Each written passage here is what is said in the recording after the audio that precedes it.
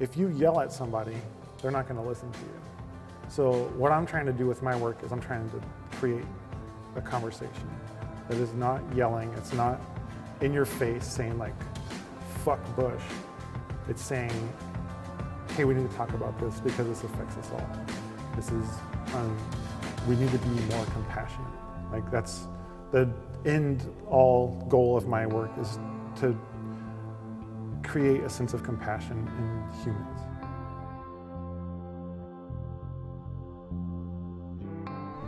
Guerrilla art, or more commonly known as street art, is the art form of the concrete warrior. It's an art style in which the artist creates anonymous art pieces and leaves them in public places for all the world to see. Street art is often commentary on the political, social, and cultural issues of the environment around it.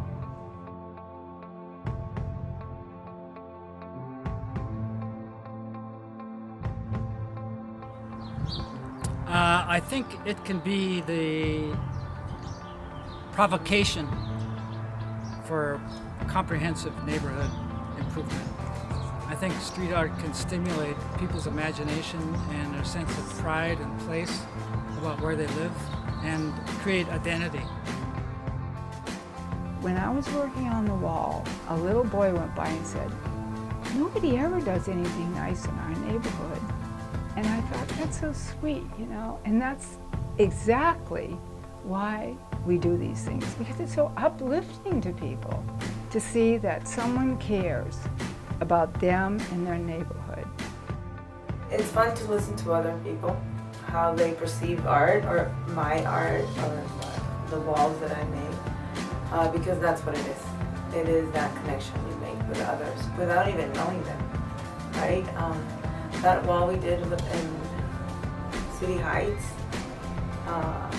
there's a lot of tagging and a lot of graffiti going on, but I think that community is very solid, you know? There's also it's a really nice community. So we were painting, Beth and I, another friend who I invited to paint, and everybody was very friendly with us. Because at the beginning they told us that might be a tough community, but everybody came in and even got drinks for us, invited us for dinner. I mean, they were happy just watching their community get colors and maps and just someone to relate to. They said that that girl was kind of like she was protecting the community, City Heights. So that was pretty cool. And nobody has even tagged it or touched it. It's well protected by them. Even the tough guys, the taggers, the graffiti artists, they loved it. They hang out with us. Though street art is very important to its surrounding community, it also carries a very deep meaning to the artists that make each and every piece.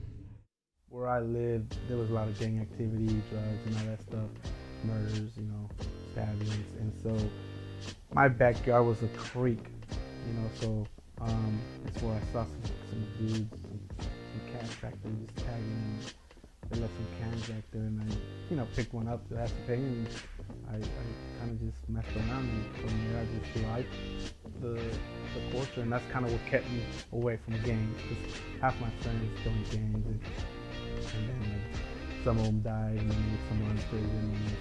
So it was definitely art in general, you know. It's what kind of kept me out of joining gangs, and of course the graffiti aspect of it. You like it, and it's fun to be painting big and have that, shit, are they gonna like it, or oh my god, we're gonna be able to pull it off. Yeah. And then you just do it. And that's where the happy is. All artists have a canvas. A street artist's canvas is the world around them. The streets, the walls, signs, even billboards. There's no limit to the canvas of a street artist. Street artists decorate our world in an abstract yet meaningful way.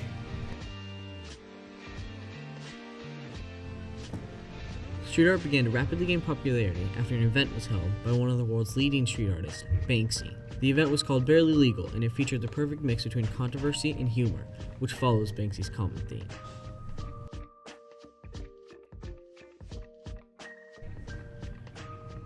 The magical combination of controversy, celebrity, and the painted elephant turned the show into an event.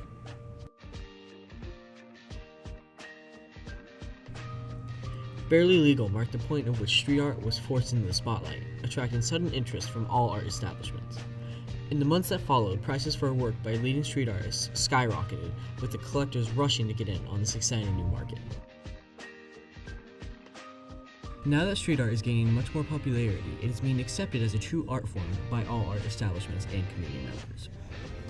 Well, I definitely know of a lot of people who, having seen my neighborhood and other neighborhoods that have street art, that they want it for their neighborhood if they don't have it.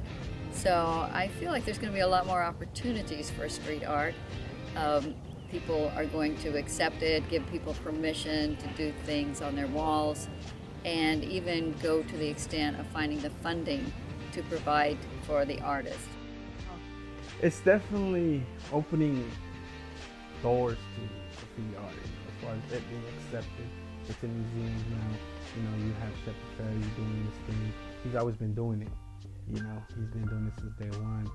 And so it's just that now to some people it's a fashion, you know, it's more of a trend, you know, but it's always been there.